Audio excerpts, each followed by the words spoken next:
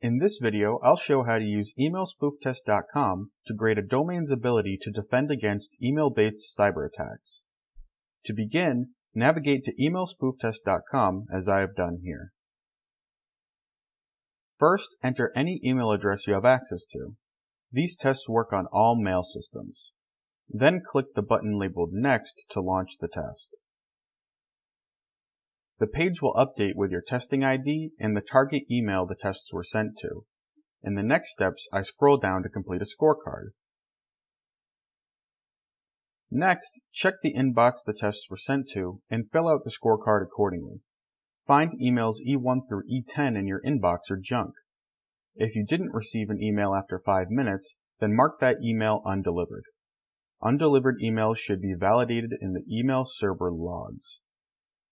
Looking at my inbox, I have one of the test emails open. In the subject is the test number and the testing ID. The body of the email will contain some information about the test, why it's bad, and an email to reach out for help.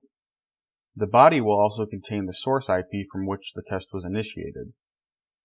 My inbox received emails 1, 2, 3, 4, 5, 6, 7, 8, and 10 in spam, and email 9 was undelivered. Now I go back to emailspooftest.com and enter the results into the scorecard. When complete, click the Grade Results button at the bottom.